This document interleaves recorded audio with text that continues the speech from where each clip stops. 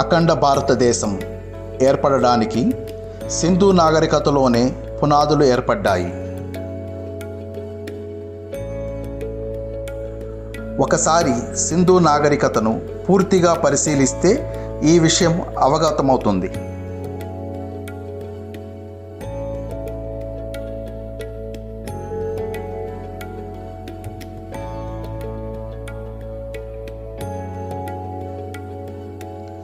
British దేశస్థుడైన Alexander Cunningham 1861 సంవత్సరంలో archaeological survey of India యొక్క మొదటి డైరెక్టర్ జనరల్గా నియమించబడ్డాడు. అఖండ భారతదేశంలో సింధు నాగరికతను మొదటిగా గుర్తించిన వ్యక్తి అతనే.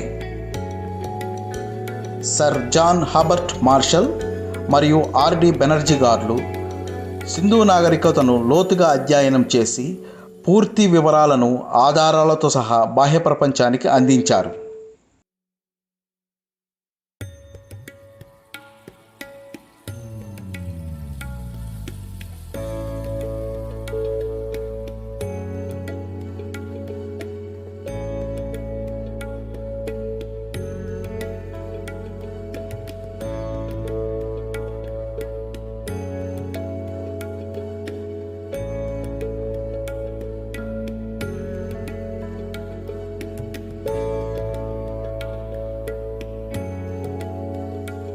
వీరి పరిశోధనల ప్రకారం మెహర్గర్ అనేది పాకిస్తాన్లోని బలూచిస్తాన్లో ఉన్న పర్వత ప్రాంతం.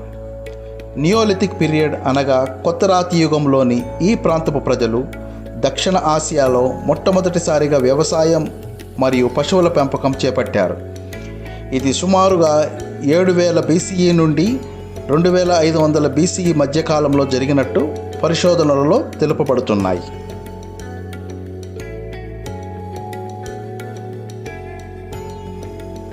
వీరు క్రమేపీ మెహర్గర్ నుంచి సింధు నదీ పరివాహక ప్రాంతంలోనికి వలసలుగా వచ్చి స్థిరపడినట్లు పరిశోధనల వల్ల తెలియబడుతున్నది. నియోలిథిక్ పీరియడ్ అనగా కొత్త రాతి యుగంలోని ఈ ప్రజలు అప్పుడప్పుడే నాగరికత వైపు తొలి అడుగులు వేస్తున్నా వీరి జీవన విధానంలో పాత అనాగరిక పోకడలు కూడా ఉండేవి.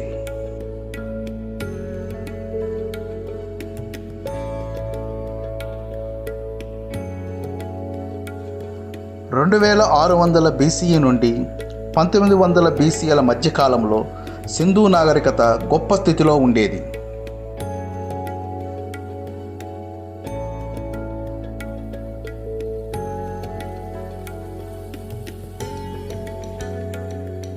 క్రమబద్ధమైన జీవనశైలి ఉండేది కాదు. వీరి ఆధ్యాత్మిక జీవితంలో ప్రకృతి దేవతలను ఆరాధిస్తూ జంతుబలులను చేసేవారు. సూర్యచంద్రులను, నిప్పును, మంటలను ఆరాధించేవారు.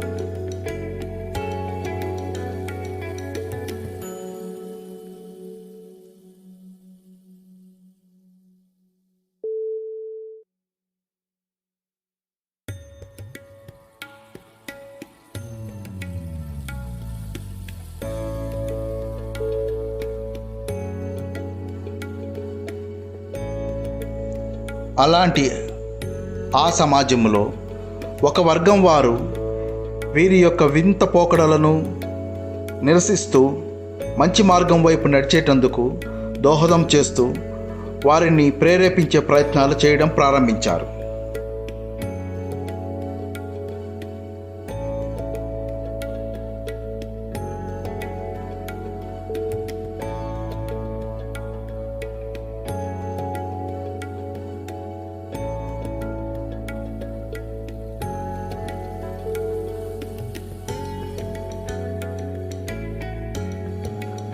అలాంటి ఆ సేవక వర్గం ఆనాటి ప్రజలకు ఎంతో సహాయకారిగా ఉండేవారు. వారి కష్టాలలో, వారికి కలిగినటువంటి ఆపదలలో వీరి యొక్క సహాయం మెండుగా ఉండేది. వారికి తగిన గాయాలకు ప్రకృతి చికిత్సను అందించేవారు.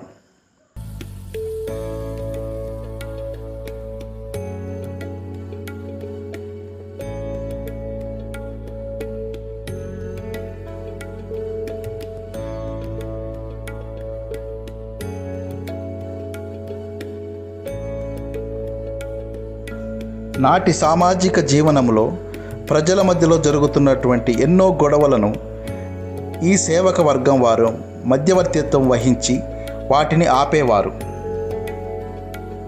క్రమేపీ ఈ సేవక వర్గం వారు ఆనాటి ప్రజలకు వీరందించే సేవల వలన చాలా దగ్గరయ్యారు. ఈ సేవక వర్గం యొక్క చర్యల వలన సింధు నదీ నాగరికతలో సామాజిక జీవన శైలిలో క్రొత్త జీవన విధానానికి నాంది పలికింది.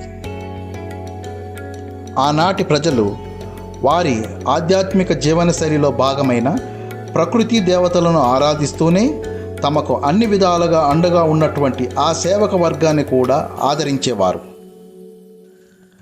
క్రమేపీ ఈ సేవక వర్గం యొక్క ప్రాబల్యం పెరిగే కొద్దీ వీరిలో కొంతమంది గురువులుగా మరికొంతమంది శిష్యులుగా మారి నాటి ప్రజలను చైతన్యపరుస్తూ వారికి ఎంతగానో అండగా ఉండేవారు. ఈ సేవక వర్గమే తర్వాతి కాలంలో బౌద్ధులుగా మారినట్లు విశ్లేషకుల విశ్లేషణ. ప్రజలకు దగ్గరయ్యే విషయంలో ఈ సేవక వర్గం వారు తమ జీవనశైలిలో ఎన్నో మార్పులను చేసుకున్నారు. కాషాయం దుస్తులు ధరించి సాత్విక ఆహారం తీసుకునేవారు. సింధు నాగరికతలో బౌద్ధానికి సంబంధించినటువంటి ఎన్నో ఆనవాళ్లు నేటి పరిశోధనలలో వెల్లడవుతున్నాయి. పాకిస్తాన్కు చెందిన చరిత్రకారుడు మరియు పురావస్తు శాస్త్రవేత్త అయిన ప్రొఫెసర్ ముస్తఫా గారు మొహెంజోదారోలో ఆయన జరిపిన పరిశోధనలలో ఈ విషయాన్ని ధృవీకరించారు.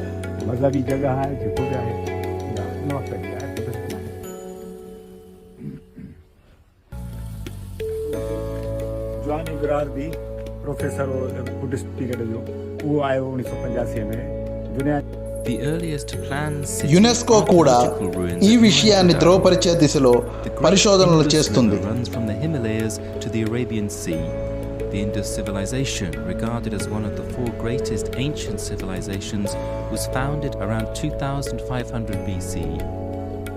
This is the archaeological site of Mohenjo-daro in southern Pakistan. Along with Harappa, located upstream, this was the heartland of the Indus civilization.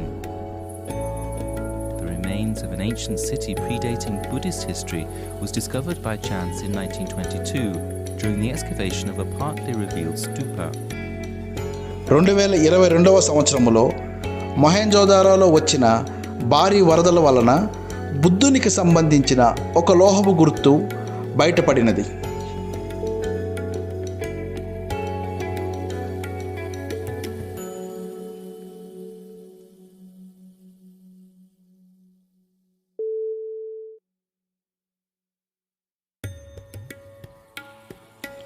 ఈ విషయాలన్నిటినీ పరిశీలిస్తే సింధు నదీ నాగరికతలో బౌద్ధానికి సంబంధించినటువంటి ప్రాముఖ్యత ఏమిటో మనకు తెలుస్తుంది.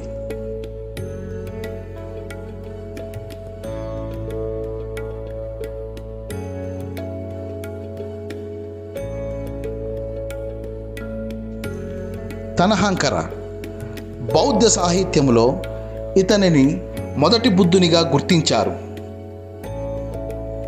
బౌద్ధ సాహిత్యంలో అతి ప్రాచీనుడుగా కీర్తి గడించాడు. తనహంకర బుద్ధ ఇతను రాజు సునంద మరియు రాణి సునంద దంపతులకు పుఫవేదిలో జన్మించాడు.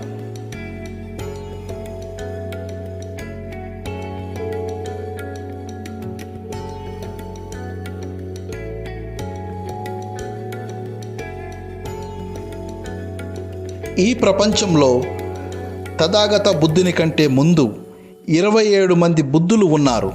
వరుసగా వారి వివరాలు ఇలా ఉన్నాయి.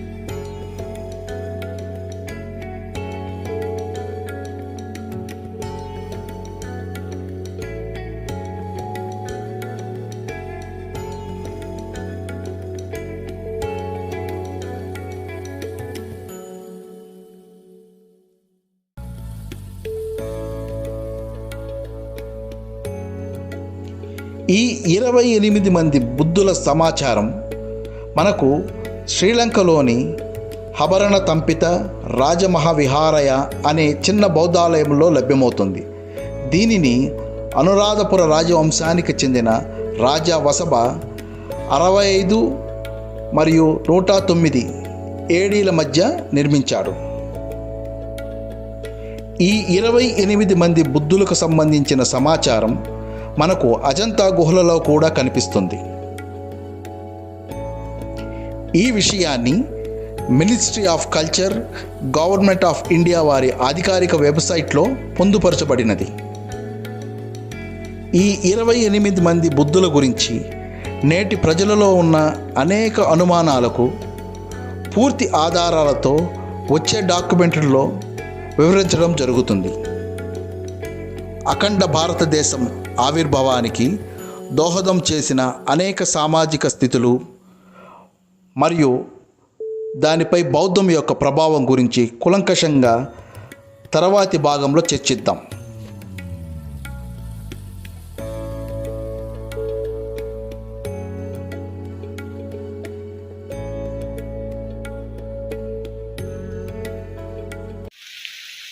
హాయ్ మిత్రులరా, జై భీమ్, నమో బుద్ధాయ్. వాస్తవానికి నేను నేపాల్ వెళ్ళాలి. నేపాల్ అంటే దాదాపు అక్కడ నుంచి 1500-1600 కిలోమీటర్లు చూపిస్తుంది.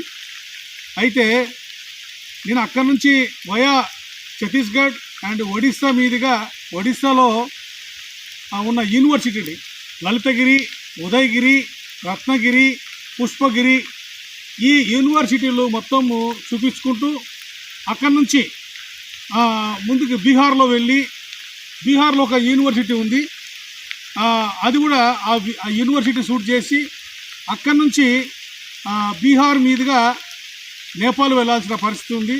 అసలు విక్రమశిల యూనివర్సిటీ ఎందుకు ధ్వంసమైంది, లలితగిరి, ఉదయగిరి, రత్నగిరి, పుష్పగిరి యూనివర్సిటీలు ఈరోజు ఎందుకు మనుగడ లేకుండా అయిపోయాయి, ఎవరు ధ్వంసం చేశారనేది మీ అందరికీ చెప్పాల్సిన పరిస్థితి ఉంది. చరిత్ర విషయాలను బయట రావాల్సిన పరిస్థితి ఉంది.